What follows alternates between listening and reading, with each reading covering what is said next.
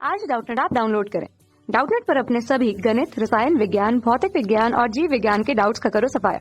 बस प्रश्न की फोटो खींचो, एक ही प्रश्न को क्रॉप करो और तुरंत वीडियो सोल्यूशन पाओ। अभी डाउनलोड करें। हेलो दोस्तों, आइए देखते हैं एक प्रश्न। यदि तृतीय कोटि के एक सारणिक का मान 16 हो तो इसके सहखंडों से निर्मित सारणिक का मान होगा। पहला विकल्प दिया है 4096, दूसरा विकल्प दिया है 16, तीसरा विकल्प दिया है 64 और चौथा विकल्प दिया है 256। अब देखिए यहाँ पर क्या होता है कि मान लीजिए हमने मान लिया कोई आव्यूह है ए, ठीक है, और उस आव्यूह ए का हम क्या कर रहे हैं, सहखंडों से एक आव्यूह बना रहे हैं। तो आव्यूह ए के सहखंडों से जो आव्यूह बनेगा उसको हम क्या कहेंगे, एडजॉइंट ए कहेंगे। ठीक है, तो हमें पता है कि अगर हम ए की एडजॉइंट ए में अगर हम गुणा करें तो ये किसके बराबर होता है, ए की अगर एडजॉइंट ए में गुणा करें तो ये बराबर होता है सारणिक ए का मान गुणा में आई।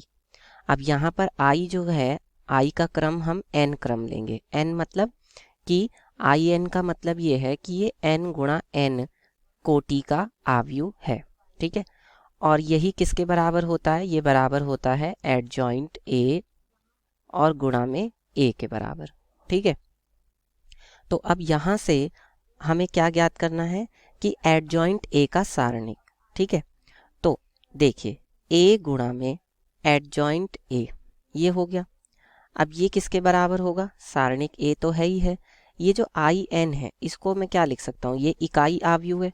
तो इकाई आव्यूह को मैं यहाँ पे क्या लिख सकता हूँ भाई, इकाई आव्यूह के जो विकर्णी अवयव होते हैं वो क्या होते हैं, विकर्णी अवयव एक एक होते हैं। तो इसके विकर्णी अवयव तो एक एक हो जाएंगे और बाकी सभी अवयव क्या होते हैं, शून्य होते हैं। तो बाकी सभी अवयव क्या हो गए, शून्य हो गए।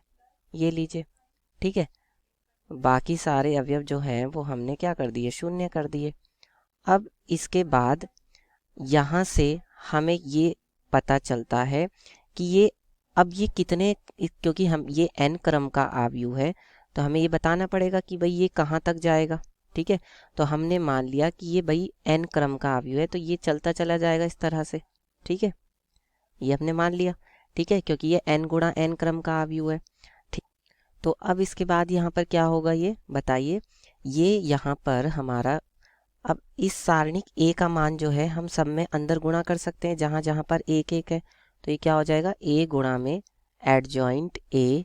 ठीक है, और ये किसके बराबर, तो ये हमारा क्या आ जाएगा, यहाँ से जब सारणिक ए के मान की जहाँ जहाँ पर ये एक लिखा हुआ है वहाँ वहाँ पर क्या आ जाएगा, सारणिक ए आ जाएगा। तो सारणिक ए, सारणिक ए, सारणिक ए, और ये इस तरह से चलता चला जाएगा और सबसे अंत में सारणिक ए।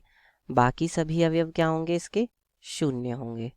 ठीक है, तो बाकी सभी अवयव हमने यहाँ पर क्या कर दिए, शून्य कर दिए। ठीक है, अब इसके बाद यहाँ से ये इस तरह से चलता चला जाएगा। ठीक है, तो यहाँ पर क्या आएगा, 0 0 0 0। ठीक है, अब हम क्या करेंगे, क्योंकि हमें हमसे जो यहाँ पर बात की जा रही है वो सहखंडों से निर्मित सारणिक की बात की गई है और अभी ये क्या है, अभी ये एक आव्यूह है। तो हम यहाँ पर क्या करेंगे, दोनों तरफ सारणिक ले लेंगे। तो सारणिक लेने पर, ठीक है, दोनों तरफ क्या लेंगे, सारणिक लेंगे। तो सारणिक लेने पर क्या हो जाएगा, ए गुणा में एडजॉइंट ए का क्या होगा, सारणिक होगा। तो ए गुणा में एडजॉइंट ए का सारणिक किसके बराबर होगा, ये जो यहाँ पर हमारा आव्यूह है ये अब एक सारणिक में बदल जाएगा। ठीक है, अब ये क्या बन गया है, अब ये एक सारणिक बन गया जिसके अवयव ये हैं। ठीक है, देख सकते हैं आप, ये अब एक क्या बन गया, सारणिक बन गया है। ठीक है, तो ये हो गया और बाकी सभी अवयव इसके क्या हैं, शून्य हैं। ठीक है, ये हो गया। अब यहाँ से क्या कहा जा रहा है, इसके बाद ये कहा जा रहा है कि अब क्योंकि ये एक सारणिक बन चुका है तो इसमें से मैं ये सारणिक ए का मान बाहर कॉमन ले सकता हूँ, यानी उभयनिष्ठ ले सकता हूँ।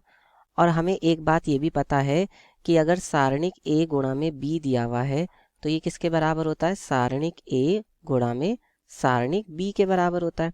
तो यहाँ पर ये क्या हो जाएगा, सारणिक ए और गुणा में सारणिक एडजॉइंट ए हो जाएगा, मतलब ये अलग अलग हो जाएगा सारणिक। और ये किसके बराबर होगा, इसमें से मैं सारणिक एक बाहर कॉमन ले लूँगा। ठीक है, तो अब जब सारणिक एक बाहर कॉमन लूँगा तो अंदर क्या आएगा, एक अब देखिए मैंने यहाँ से इस पहली पंक्ति से ए की घात सारणिक 1 बाहर लिया, दूसरी पंक्ति से सारणिक ए बाहर लिया, तीसरी पंक्ति से सारणिक ए बाहर लिया, इसी तरह से जितनी भी पंक्तियां थी सभी में से सारणिक 1 बाहर लिया। और कितनी, क्योंकि इस सारणिक का क्रम क्या था, n गुणा n क्रम था, यानी n क्रम था, तो यानी ये क्या हो जाएगा, a की घात n हो जाएगा यहाँ पे, ठीक है। और यहाँ पर क्या हो जाएगा, यहाँ सभी जगह जहाँ जहाँ सारणिक a था वहाँ वहाँ क्या आ जाएगा, 1 1 आ जाएगा, ठीक है। इस तरह से ये आ गया।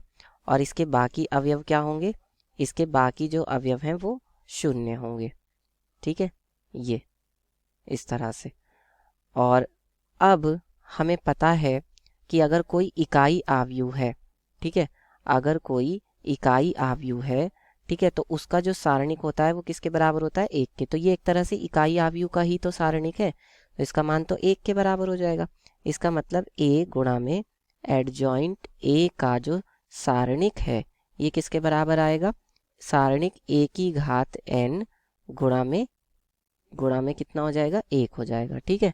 फिर यहाँ से अगर मैं सारणिक एडजॉइंट a का निकालूं, एडजॉइंट a का सारणिक, तो वो किसके बराबर होगा, सारणिक a की घात n बटे में सारणिक a आ जाएगा, ठीक है।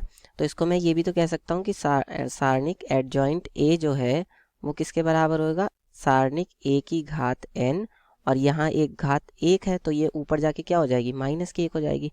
तो ये हमारे पास एक सूत्र निकल के आ चुका है। अब इसी सूत्र का हम यहाँ पर प्रयोग करेंगे।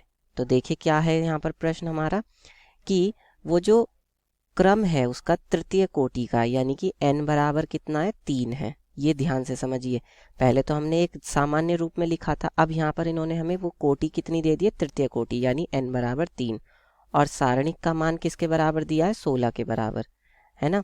तो इसके सहखंडों से निर्मित सारणिक का मान, यानी कि हमसे क्या पूछा जा रहा है, इसके सहखंडों से निर्मित बना हुआ अवयव कौन होगा, एडजॉइंट a होगा, उसका सारणिक पूछा जा रहा है।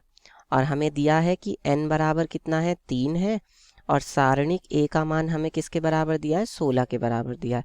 तो इसलिए एडजॉइंट a है ना, यानी कि सहखंडों से मिलकर जो बना अवयव है उसके सारणिक का मान क्या हो जाएगा, 16।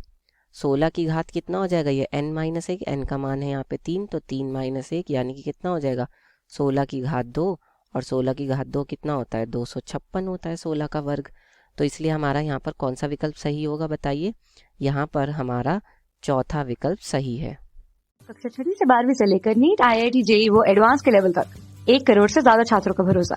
आज ही डाउनलोड करें डाउटनेट ऐप या व्हाट्सएप करें अपने सारे डाउट्स 8400 400 400 पर।